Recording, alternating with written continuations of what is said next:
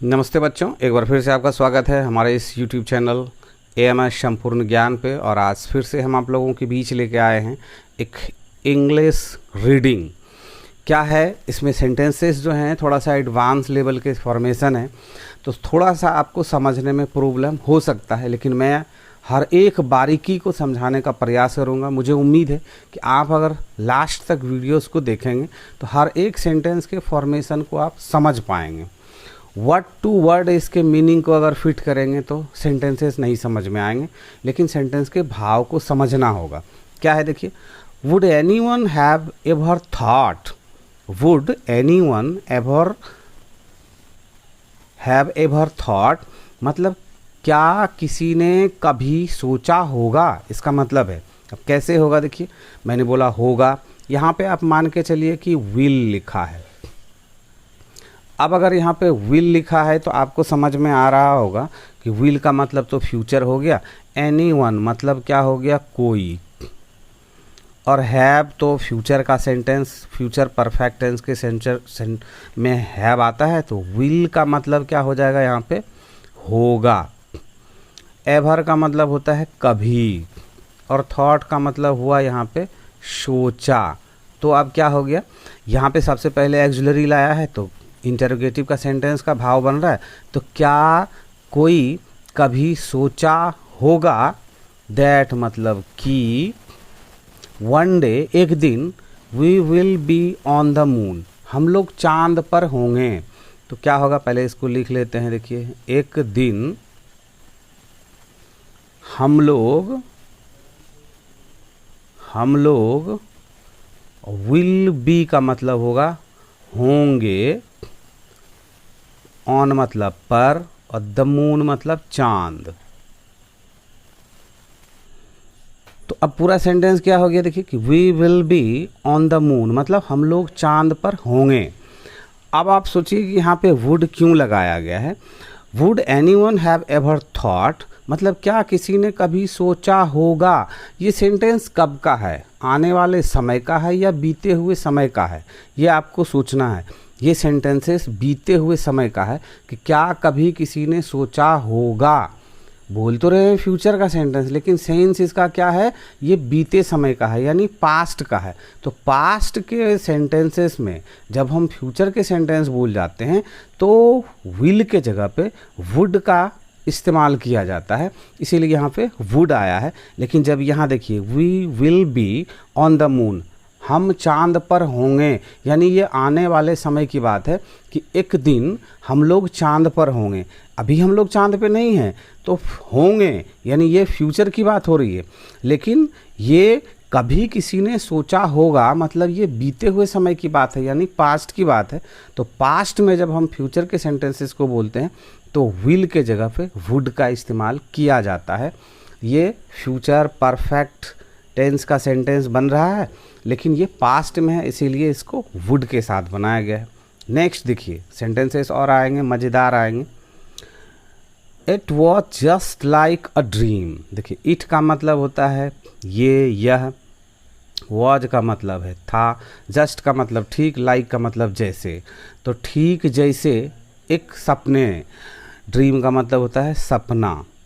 चलिए, ड्रीम का मतलब है सपना, आ का मतलब एक, और जस्ट का मतलब हो गया ठीक, और लाइक का मतलब हो गया जैसा।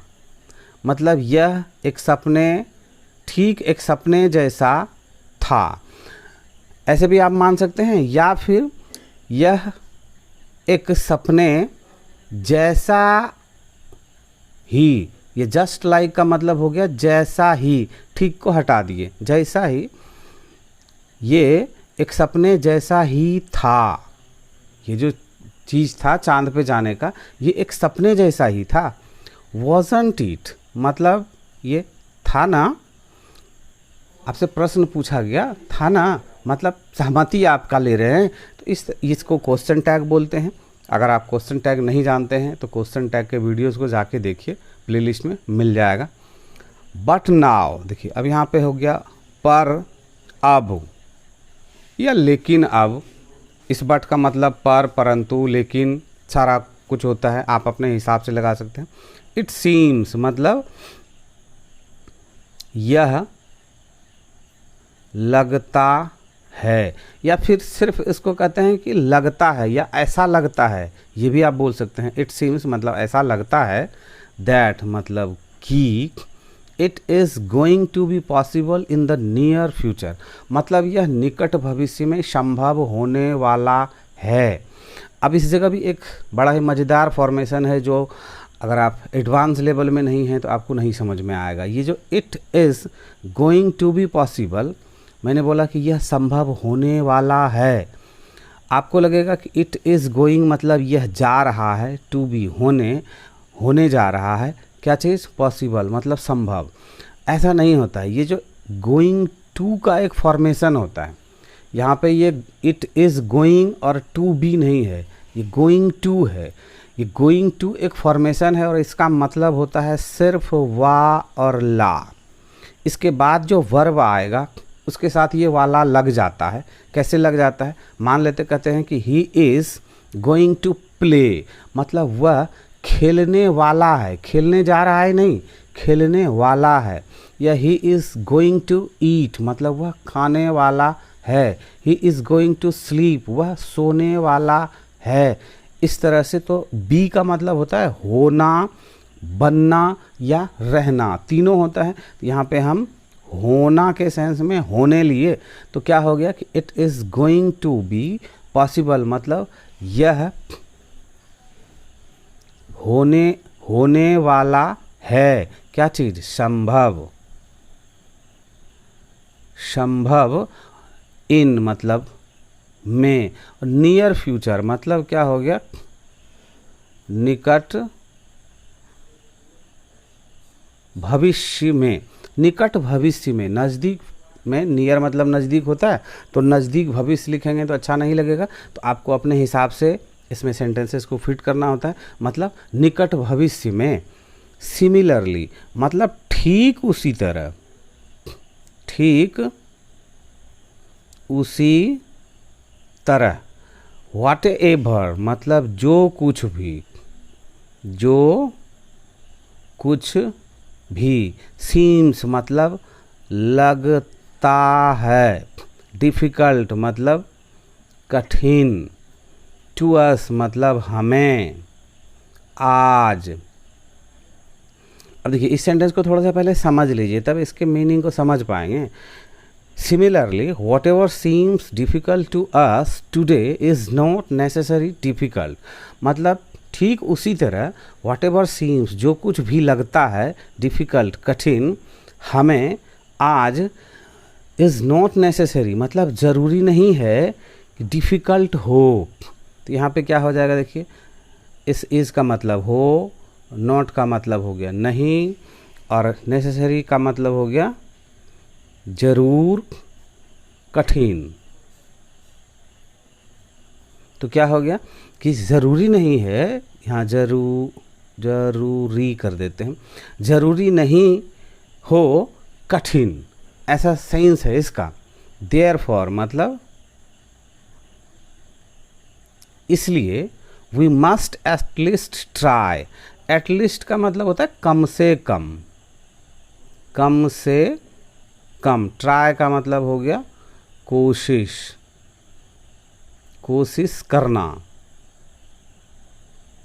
और मस्ट का मतलब हो गया जरूर चाहिए, और वी का मतलब हो गया हमें।